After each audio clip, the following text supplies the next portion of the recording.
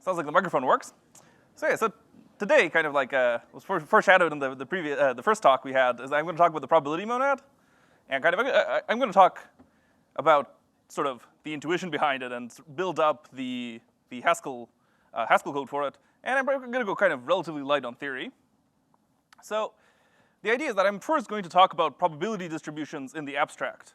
I'm going to sort of explain how they form a monad, give you some interpretations, give you some ways to think about it. And then I'll talk about how we can take those interpretations, the way we understand the abstraction, and turn it into actual implementations, actual concrete types that we can run and that we can write code with. And then after that, I'll sort of talk about how we can use this idea for to do stochastic optimization. And specifically, I'll talk a little bit about how we're actually using this kind of probability monad to do supply chain optimization. And then finally, I'll talk a little bit about the future. So the actual code I'm presenting is very simple. It's been known for a while, but it also has some real limitations. At the same time, kind of in parallel to the functional world, there's been a lot of work on probabilistic programming languages. So I'll talk a little bit about how we can actually combine the two and get a nice sort of embedded probabilistic language.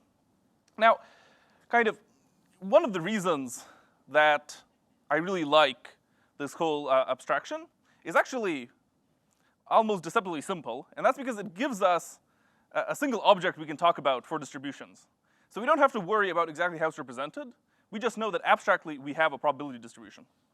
And so a probability distribution, by the way, is just kind of a set of potential outcomes along with some weights attached, right? And the probabilities, the important constraints, they all have to add up to 1 to make a lot of the math work. And the idea is that, if we're going to draw something at random, for example, we draw it with the appropriate weight.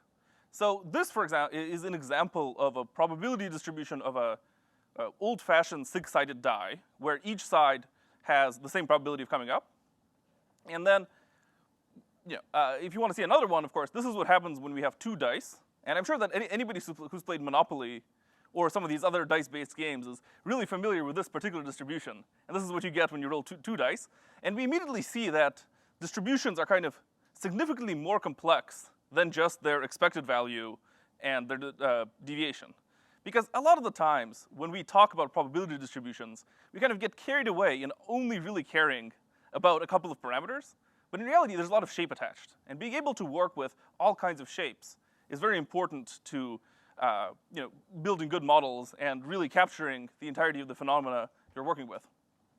So for a start, I'm going to talk about some kind of abstract distribution type. Let me just move that. So an abstract distribution type. So for now, pretend that it somehow captures all the information you need to represent a distribution, but we're not going to talk about what it looks like. Instead, we're going to talk about the interface. And the first part of the interface is kind of the primitive distributions we can work with, right? And to make life simpler, I'm going to focus exclusively on discrete distributions. That is, distributions whose set of potential outcomes is actually, in all the cases here, is a finite discrete set. Now, of course, in reality, a lot of the distributions we work with are continuous, but those kind of are a lot harder to work with. And at the very end, I'll mention maybe one way we could do that. But for now, assume all distributions are just discrete. And so in the discrete world, we only really need one way to build distributions, and that's basically to take in a set of weights. So we take basically a list of outcomes and the corresponding probabilities, and we build our abstract distribution type from that.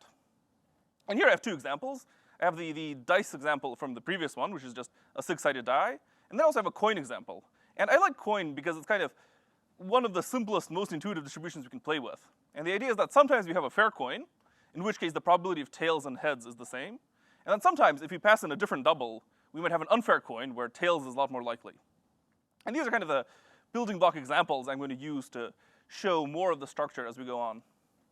So, of course, kind of as the title implied, what we're going to talk about is how probability distributions form a monad.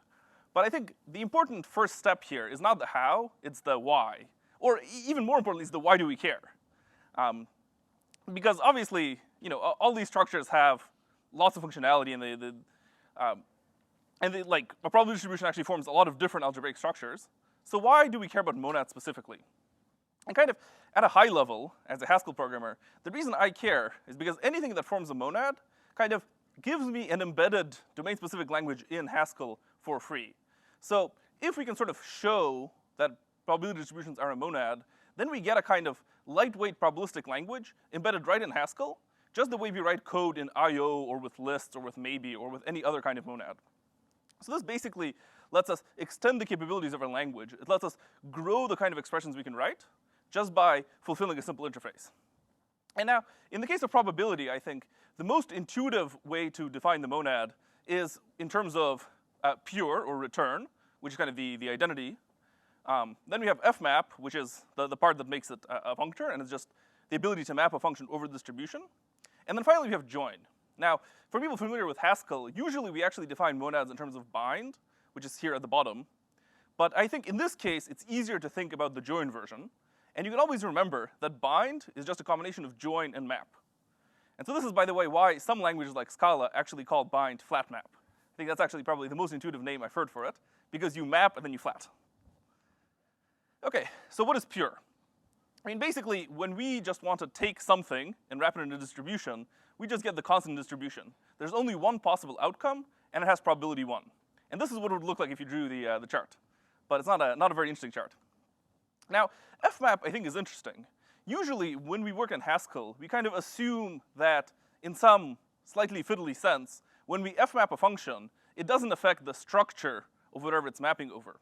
But the thing with probability distributions is that kind of the actual shape of the distribution is a combination of the structure as well as the elements. And in particular, if we take a function and we map it over a distribution and we map multiple outcomes from the input distribution to a single one in the output, then the shape of the distribution is going to change. So here in this example, I took the distribution of 2 dice, and I just mapped every number to its remainder when it's divided by 5.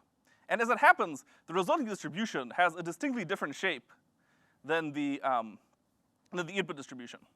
And so again, this is just to illustrate that really the shape of a distribution is a combination of the elements in the distribution as well as kind of the distribution structure itself. And then finally, we get to join. Now, this is really the kind of least intuitive idea, I think, out of the 3. And so I'm going to talk about 2 different interpretations, 2 different ways of thinking about join in order to understand it. Now, these different ways of thinking kind of fall short of a fully formal definition, but they kind of have a similar principle. Because with a lot of mathematical objects, we often have multiple, essentially equivalent ways to define something and equivalent ways to think about it. And it's very useful to get different perspectives, because any one way of thinking about it is going to sort of shine light on part of the definition and leave other properties of the object in shadow. And if we get multiple ones, we get a more complete picture of what's going on. So the first one is, well, okay, first some setup, actually. So this is just the code we need to talk about coin flips. And basically, we just define a type for heads or tails. And then we define a couple of coins. One is a fair coin, which is 50-50. And another one's a very unfair coin. You'll get tails almost every time you flip it. So the question is, what does it even mean to have a distribution of distributions, right? So kind of, again, starting from a functional programming point of view, we tend to take parametricity for granted. So when we saw the type being defined as dist A, we immediately knew that you could have anything in the dist. But if you've actually worked with probability, chances are you haven't ever built distributions of distributions. That's just not the normal way people play with probabilities. But of course, because we just have this type that can contain anything, we could just build a distribution that with 50% gives us the fair coin and 50% gives us the unfair coin. And again, if you remember, the fair and the unfair coin both have the type dist coin. And so this is an example of a nested one. And so the question is, well, what does it mean to go from this nested distribution to just a single dist of the final outcome using join? And one way to think about it, and for me this is the one that was the most intuitive right away, is to talk about sampling. So one of the things we can do with a probability distribution is we can draw one of the outcomes at random with the correct weights. And so here, the way we'll think about this is that to join something, we take our distribution of distributions, and we randomly draw one of the distributions out of it. And now, if we do this 100 times, we'd expect about half the times we'd get the fair distribution, and half the times we get the unfair distribution. But now that we've done the sampling, we have another distribution in our hands. And in this case, I called it coin dist. And because we have this distribution, well, we can sample it as well, right? And then when we sample that, we get an outcome, either heads or tails. And kind of what it means to flatten this nested distribution is to go from sampling just one level and turn it into sampling both levels. We first sample kind of to get the inner distribution, and then we sample for the result. And that's the logic that gives us a single distribution of outcomes from this distribution of distributions. Now, this is one way of thinking about it, and this way is kind of very operational. Like if you were writing an imperative program and you had a good old-fashioned math.random library, this is literally what you would do. You would just have these two samples.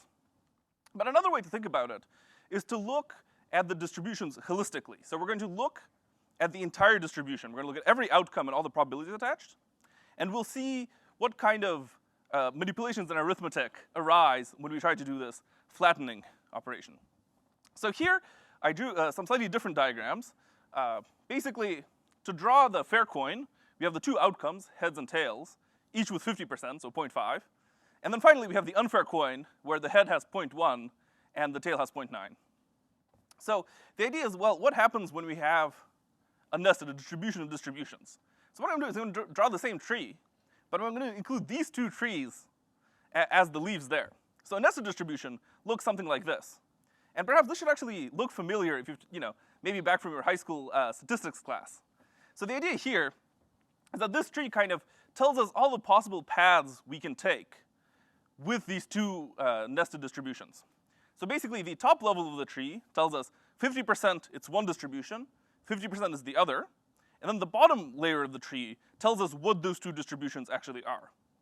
And so the idea is that in order to flatten it, we're just going to take every single possible path, and we're going to multiply out the probabilities.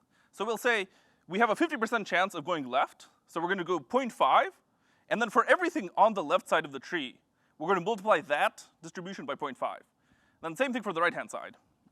And when we do this, we get this kind of flat tree with 4 possibilities. We say, well, we have a 25% chance of heads, 25% chance of tails, a 5% chance of heads, and a 45% chance of tails.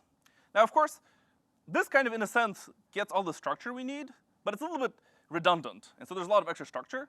So if you actually go and simplify it, and we combine all the heads together, and we combine all the tails together, we get the final distribution, which actually tells us that if we were to actually play this game with sort of choosing a coin at random and flipping it, then we'd expect to get heads 30% of the time and tails 70% of the time. And so another way of looking at this kind of flattening action is just to imagine this tree for a more complex distribution, and just imagine multiplying it all out and flattening it. Okay, so we have these two different ways to think about probability distributions, and especially to think about nested probability distributions. So how do we implement something based on these ideas? And the nice thing is that there are kind of two implementations that fall out pretty naturally, which obey the right interface, one of which corresponds to the sampling intuition, and one of them corresponds to the sort of holistic exhaustive intuition. So with sampling, we basically just reach for a pseudo-random number generator. And the way these tend to work is basically they're a function from some kind of internal state to a random in quotes, event, and a new state. And then when we actually want to run these, we just have to thread the state through in the background. So one way to do this is basically just to have a state monad with the random generator being passed through. Kind of one of the advantages of this approach, by the way, is that we can start it with a seed we pass in and guarantee that the randomness is kind of repeatable. And this happens to be very nice for games, and it happens to be very nice for simulations, because you can take a trace you're interested in that you ran in the past, and take the seed from there and just rerun it again, maybe with some different conditions. But of course, in practice, we often just get some amount of sort of more actual randomness from the system. So in Linux, you actually have a little subsystem that gathers entropy based on driver timings and key presses and who knows what else. And you actually use this to get sort of pretty random results. Of course, what happens is that the Linux system gathers a little bit of randomness, and we use the pseudo-random number generator to stretch it into a lot of randomness. So if you, for example, need to have strong security properties, you have to be really careful about the generator you choose. But ultimately, it just all comes down to a way to write a program that statistically behaves like a good random number, and lets us sort of pretend to draw random numbers and actually sample our distributions. And so the other method, and this one's kind of a little bit more, I guess, in my mind it was more enlightening because I had seen a lot of random number generators in other languages, but I've never seen a thing like this, is basically to model the entire distribution. So we have a type that represents the entire distribution, just all the possibilities. And then our operations actually do all of the arithmetic and all of the multiplication needed to calculate the final result completely. And this originally, I believe, originally came up in this functional Perl by Martin Erwig, I don't know, something like 11 years ago. But I think it's been kind of in the folklore for a while. And basically, what we do is we just model a probability distribution as a list of outcomes and probabilities. So in some sense, this is kind of the minimal amount of structure needed to capture the entire distribution.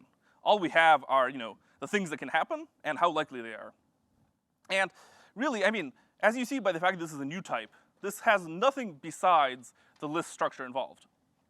And here I just made it a little bit explicit that while I'm using double for all the examples, you don't really have to.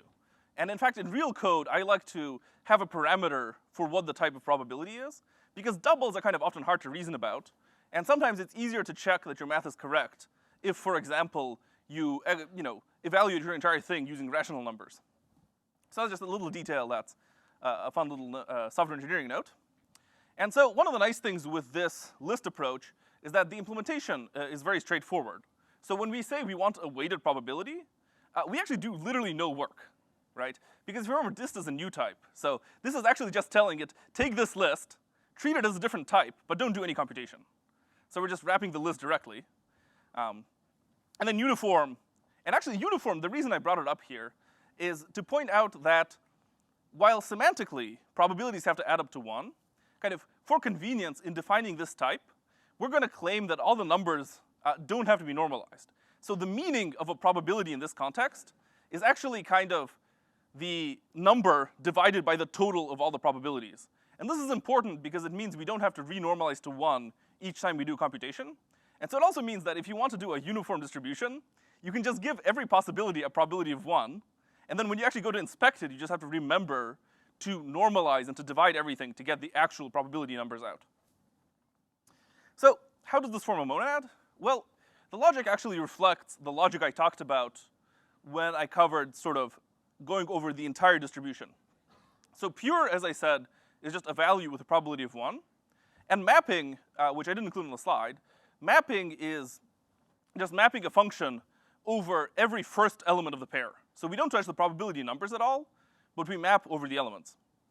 And as I mentioned, the other thing that we don't do by default in this representation, and I'll talk about it a bit more later, is we don't consolidate. So kind of we get, but with that in mind, if we look at the implementation of join, it kind of does the exact sort of nested multiplication of 2 distributions that I talked about. And in this case, I used a list comprehension because I think this is basically the prettiest way to write the code. But basically, if you look at the list, it kind of does exactly what it says. It tells us, we draw a distribution with some probability. Then from that, we draw a result with some probability. And the final answer is just going to be that result with the 2 probabilities multiplied. So again, if you imagine the tree, we're just going along each path through the tree and multiplying all the probabilities we see. So here's this the tree picture again. And so as I was saying, we kind of just go down every single path. And then, of course, we get to this state. And this isn't quite right. This is not the normalized version. So as part of this abstraction, we actually need a separate function that goes from this kind of redundant extra wide tree to the minimal compact representation that we want. And we call this function normalizing. And I'm going to kind of elide the implementation. But basically, you would build up a map, get all the duplicates, add everything together. And you kind of hope that this is fast enough.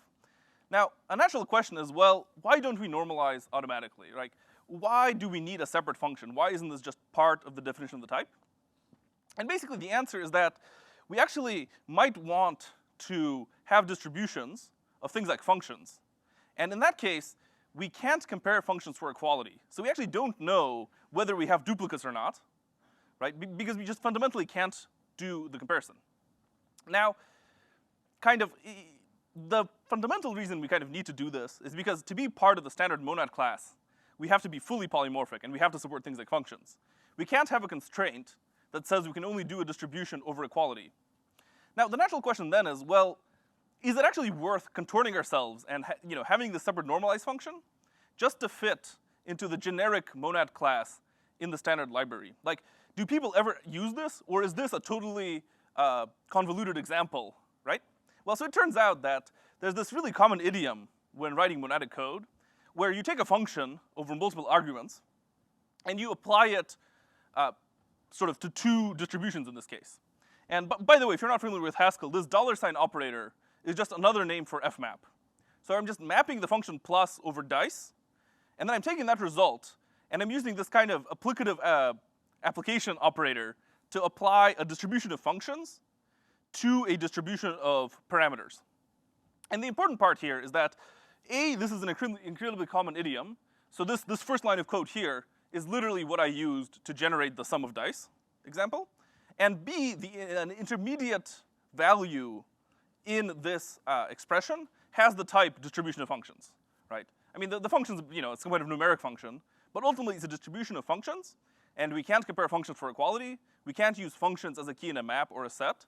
So in order to actually make this workable, we have to take normalization and run it explicitly, separately from the definition of just the normal monadic operations. Okay, so what are the upsides here? Well, I think the biggest upside is that this style of programming is really expressive. I mean, if you've used Haskell, you've used do notation, you've written code monadically, and you know that it's actually a pretty natural way to do it. And the fact that we can take this common Haskell idiom, which lets us express a lot of interesting things, and just extend it to doing what is essentially lightweight probabilistic programming, and that with multiple different implementations and interpretations that let us get different results, that's very powerful. And at the same time, it just fits really well into Haskell. Like, there are a lot of probabilistic languages which are actually written as sort of embedded in other languages, but actually have to have a separate compilation step, because those languages don't have the expressiveness and the features needed to do some of these things. So here, we can actually do this just directly in Haskell as a library with no additional compiler passes, no parsing, no static analysis. It's just a library. Now, the downsides, especially with the sort of exhaustive list representation, is that it is incredibly slow. I mean, it actually gets exponential. And some people, like software engineers, they don't like exponential functions very much. And then also this explicit normalization step, like that actually helps with performance, and it can make a lot of things faster, but you kind of have to know where to put it.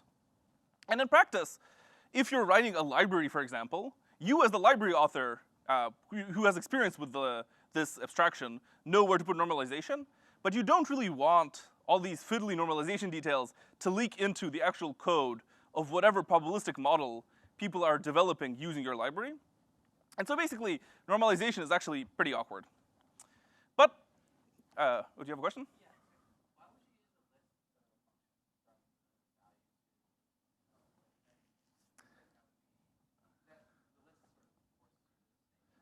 of Right. So that's actually very similar to like another kind of representation you could use. And I'll talk about, I think I'll talk about a different way to do infinite domains. But I think the downside with the functions is that there's lots of other things that are a lot more awkward. Like, for example, rendering the function as a graph, as a chart. And there's a lot of operations which are just very easy to implement and very easy to use with this finite discrete representation, which are otherwise awkward. And then also, I mean, in theory, you could have an infinite list if you were so inclined. Although that would break a lot of the utility functions. But anyway, so I've actually been using literally this dead simple list monad probability at work. And the thing that's kind of really surprising me is that it's actually scaled pretty far. Now, to be fair, in our case, and I'll talk about this a little bit later, we kind of happened upon a domain which doesn't stress the system in the worst possible ways. But even so, there's a lot of interesting probabilistic code you could write using this abstraction and get the entire distribution out when you run it. Yeah?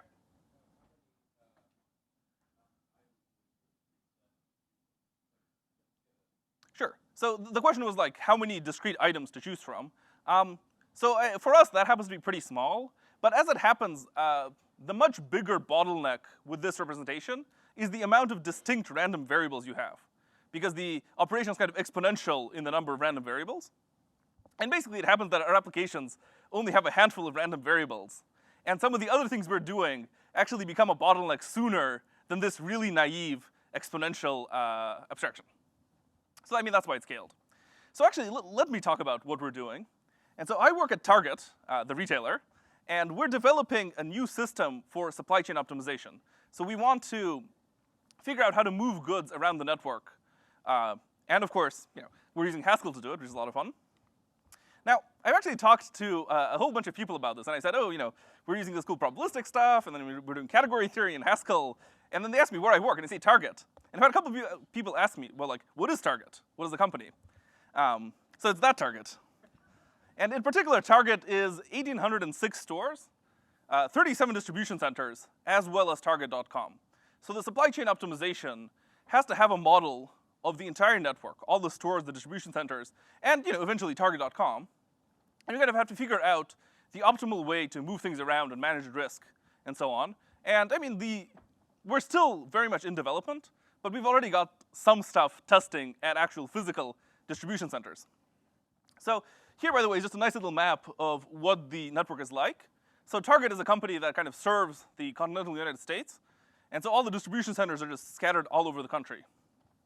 And this kind of gives you a good idea of the scale we're operating at, which is a pretty large logistic network. Skip that slide. So what is the goal with supply chain optimization? So I mean, at a very high level, the business goal is to give people the best possible experience while minimizing the cost. But I mean, what does that actually involve? What's the tension? Like, what things are we optimizing against? And basically, the main thing that makes this difficult is demand uncertainty. That is, we don't know when we're going to sell a given item at a given store, and we don't know how many things we're going to sell in a day. And here's just a fun little example of a distribution. So you can imagine some specific item we're selling. We have some probability of selling 0 that day, some probability of selling 3, and so on. Now, if you just go up to some random person, maybe somebody who doesn't have that much math experience, and you tell them like, oh, we have this distribution, it has an average of 3, it has some standard deviation, they're going to imagine something like this. And this is great. We have some number of items that actually sell like this. We have a much larger number of items where the sales look like this. Most days we sell 0, and then we have this long tail. So it turns out that the shape of the distribution really changes the results of the optimization, and it changes the correct way to manage items. So we really did need an abstraction for working with any kind of distribution. And as it happens, there are actually some results which basically have to assume something that's a normal distribution or something that looks normal. And more troublingly, there are a lot of times when businesses assume things are normal, even when they don't have to, when their actual distributions look like this. And as you can imagine, there's a really big difference between something that looks like this and something that looks like that. And the nice thing about having, again, just a concrete distribution abstraction is that just by nature in our code, we can capture any kind of valid distribution. Yep. Even if you have like something like an invalid distribution, because if you have like a store that is closing because they are repairing some stuff, you're not going to send anything. Sure. Every probability will be 0 in all the items. Well, Not the probability and will break the rest of right. the code. So I mean, here I kind of intentionally didn't express what the axes are, but basically this big thing here is the probability of selling 0 items. So if a store was going to close, we just wouldn't have any of this, and we just have that. And also, I mean, the fact that selling 0 items should give you an idea, because what happens is that a Target store has, like, let's say 100,000 distinct items. So actually, for a lot of them, it's just not going to sell any particular one on any given day. And that's actually a big part of what makes the optimization and figuring out how many of those items to stock difficult. So, and I mean, one way to actually make this practical, to actually use both of the distribution implementations I talked about, as well as potentially some others, is basically to wrap it up in a type class. Now, this type class actually just literally captures the interface I was talking about. It's something that is A, a monad, and B, has a way to create distributions in whatever representation we have. And I mean, the main advantage of having a type class, of course, is that we can write a model using some kind of monad distribution, and then that model can be interpreted either exhaustively, if we need the entire result out, or with random sampling, if all we want is, say, a random trace. Now, the reason this is important is because some of the things we want to do with our supply chain models like simulation and simulation-based optimization, which is simulation-based reinforcement learning, actually require sampling. Now, on the other hand, some other things, so like these like linear programming methods or dynamic programming methods, actually require the entire sort of distribution anyhow, so we'd have to calculate the whole thing. And so again, in that case, the exhaustive list of pairs approach actually works quite well. So another advantage of having this type class is that it's actually pretty easy to try different kinds of random generators. And this is the thing we actually use. And the reason I want to point this code out is because it is absolutely like terrifying. Like if you look at this and you think, well, what is this actually doing? It has this prim monad, it has this like universal quantification, it is crazy. But the nice thing is that, except for the person who wrote this binding, this doesn't matter to anybody on the outside. They just use a random value, and they just write monadic code like normal, and the actual monad, whatever it is, takes care of threading through all of the state and all of the dependencies you need to actually run the sampler. And that's, that's very nice because you can't really expect people who are primarily data scientists to look at this code and understand what's going on. Honestly, the only reason I understand it is because I made all the types match up. I'm still not exactly sure how prim monad plays around. Some GHC thing. Right, and so I'm just gonna motivate a little bit of what we're doing by talking about the framework we use to talk about these stochastic optimization problems. And this is kind of like the classic thing used in a lot of the literature. This is a very general framework that both expresses a lot of models we care about without too many compromises, but at the same time is amenable to a lot of very nice methods for finding either exact or approximately optimal solutions. And basically, like when I started on optimization, I didn't know exactly what the difference is sort of between normal optimization, where you take some function and you just find what parameter optimizes it, maybe with some constraints, compared to stochastic optimization. And kind of the problem with stochastic optimization is that there's this randomness in the system, and you don't know what's going on. So instead of getting a single solution, you actually have to solve for every single possible state your system is going to be in, and you have to figure out the optimal action to take at that state. And so the result of the optimization is never a single number. It is actually a function. And it is the function that tells you what to do from every single possible state you'll find yourself in. So the cool thing here is that we can actually take the math I kind of skipped over a little bit, and we can actually encode an MDP very directly in Haskell. So we can just have a type that says, here's a Markov decision process. We have some kind of probability distribution M. We have some kind of internal state S. We have possible actions we can take A. And we get some kind of reward out, that's R. And then basically it all just boils down to a single function that captures the randomness, the reward, and the state changes. It's kind of a randomized automaton of sorts. And then a policy is just a function from states to actions. And then one of the nice things about having a type like this in Haskell is that we can actually just write a function called apply, which takes a policy, takes an MDP, and gives us a Markov chain. And a Markov chain is just a way to do simulations of these systems. So instead of having an optimization problem, now we have a solution that we can evaluate. And we can evaluate it using exact methods, or we can evaluate it using simulation. And simulation's very nice because it gives us a kind of way to test the quality of our system and the results of our system without depending on too many external variables. So simulation is what lets us understand exactly how well our system is performing. Okay, and so now I'm just gonna give you a little example, and I'm not gonna go through it in detail. The point is just kind of to sketch out what this code looks like in practice. And if you just sort of quickly glance over this code, I mean, it's doing some arithmetic, and it's building a very simple model for a single item at a single store. This is kind of actually a very classic optimization problem. But the point is that it's actually quite easy to read. There's not all that much structure to it. Like, this is more or less the code you would imagine writing anyway. But of course, this code implicitly is parametric over what the probability is. So it can either represent a program which samples this, which you could use for simulation, or it could represent a program which calculates the entire distribution exhaustively. So if you were actually writing out the code more explicitly, this second version would include a bunch of nested loops to deal with the various calculations and probabilities. But all those loops are hidden because we're in some kind of probability monad. And by the way, that idea should be familiar to people who've played with a list monad. And one thing that took me far longer to realize than it should have is that in some sense this pairs of values and numbers are just a compact version of the normal list monad. Because for any finite set of values and numbers, we can expand it into just values in the right proportions. So if you have like a 70% chance of A and a 30% chance of B, we could just represent it as a list of 7 A's and 3 B's. Now this would be even less efficient than the horribly inefficient version we're using, but it's actually very good for intuition. So kind of, we're really not doing anything that crazy logically. Okay, and then I'm just gonna kind of briefly talk about a few of the techniques. Kind of really the important part is that these two techniques at the top, so dynamic programming, there's a few different algorithms and there's like ways to compile these models to linear programs. All of these really need to know the entire distribution you're working with. Whereas reinforcement learning and also some of the domain-specific algorithms don't necessarily need to learn everything. And so by using this kind of generic type, we have a lot of flexibility onto how we're actually going to approach solving or evaluating the models we've written.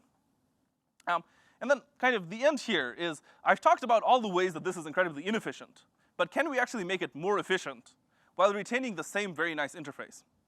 And there was this paper a couple of years ago about practical probabilistic programming with monads. And what it does is it actually ties together a lot of the results in research on probabilistic programming languages and probabilistic inference with this kind of monadic style of library. And the advantage there is that we can actually continue writing models in almost the same way that we've been writing them now, but we can also leverage a lot of these far more sophisticated algorithms rather than always doing random sampling or calculating exhaustively. And here's kind of a brief sketch of what this looks like. Basically, instead of tying the type we use to represent a distribution with the logic we perform, we're going to build a tree out of all the probabilistic computations. So for example, in the case of sampling, because our type could only do sampling, we couldn't ever look at multiple results at once. Similarly, with the list approach, kind of having the entire list bakes in the logic that we have to cover all the possibilities whenever we do anything. So here, instead of having a representation like this, we actually build up a tree with return and bind not doing any logic, but literally just being constructors and data type. So then when we go to evaluate a model, like the example I showed you, the output isn't a list. It's not a stateful computation. It is actually a tree that has all the binds and all the returns and all of the primitive inputs that you need. And then given this tree, we can write the sort of modern inference and sampling algorithms against this tree. And so I mean, I won't go into all the details here, and you can look at the paper, but I think this is really where we're going in the future. And as our systems get bigger, we'll need more sophisticated, less terribly exponential algorithms for working with them. And I think this is the most promising approach. And the best part is that we can take a subset of this and plug it right in to the system we've been using. We don't have to change any of the models. We just change the concrete probability distribution type, and we just write all the right implementations for the algorithms. And then one final thing to note is that with this approach, you also get the flexibility of being able to work with continuous distributions as inputs. So this primitive thing could be just a list of weights, but it could also, for example, be a normal distribution. And then you could just write all the math correctly to combine discrete and continuous variables. And so in fact, one of the nice things about this paper, at least they claim, is that they came up with measure theoretic semantics for this whole thing. So you have a nice understanding of what your code is supposed to mean. Or at least you have a nice understanding of what your code is supposed to mean until you chose to use doubles for probabilities, and now good luck. Yeah, and so as I said, one of the kind of really interesting things for the future is just embedding complete full-on probabilistic programming in Haskell. Another one I think is building up interactive tools, because Haskell has a lot of potential for interactive tools for expressing these models, and for expressing models that are modular, and for iterating on models and understanding what's going on. And so I think that's very promising.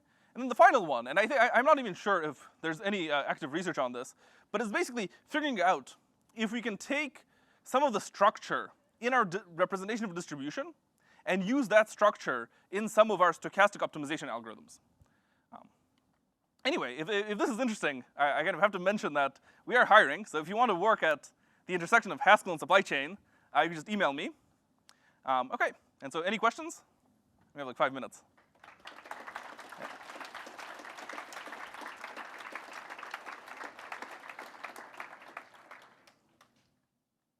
Yeah. So once you set up your monad to sample in Haskell, Yeah. at some point maybe you want to optimize on some kind of reinforcement learning Yep.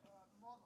Yep. But these models are usually programmed and run in the GPUs using Python.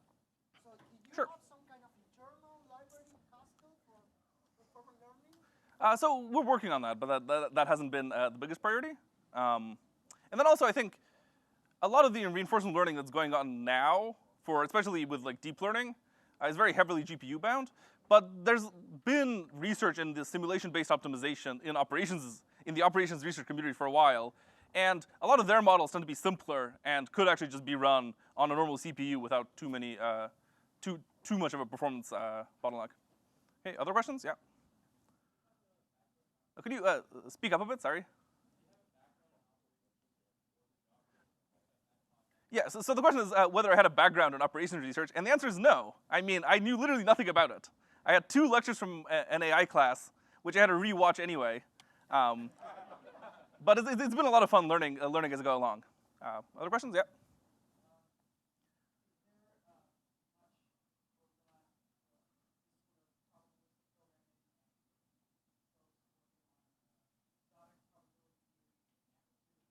Okay, so the question was whether there's any overlap between this and people working on exotic probabilities and amplitudes, and the answer is I just have no idea, so maybe.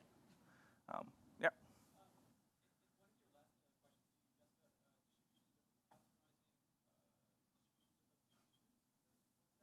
Could you repeat the question, please? Here. Okay, the question was what is the final final bullet point? And sorry, it's one of the really confusing things about working in optimization is that we talk about optimization as in optimizing a function, and we talk about optimization as in optimizing a program. So what I'm saying is like, can we come up with some kind of domain-specific type representing distributions where we can extract the function and make our solution methods faster using information about what the probability distribution looks like? Vaguely. So the question was about variational inference methods. So I'm vaguely familiar with it, and like kind of the things I'm going to be working on in the near future is going to be exploring a lot of the current state-of-the-art in probabilistic programming. One of which is the sort of variational inference algorithms. Yeah. Other questions? Yeah. Yeah.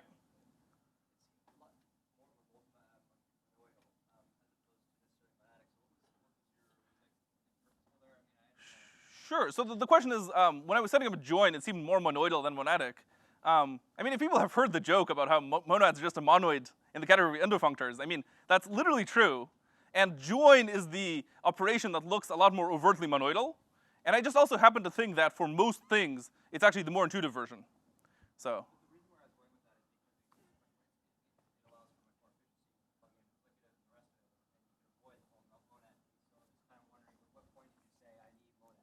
Sure, and so actually, so the question is like, well, at what point do you go from like applicative to needing monad?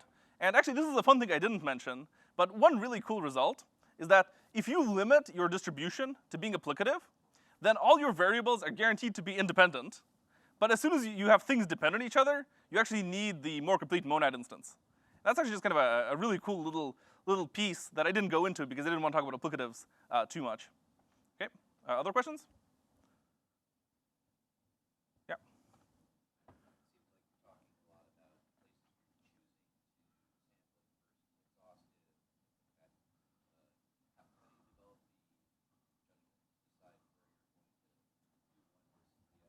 Sure.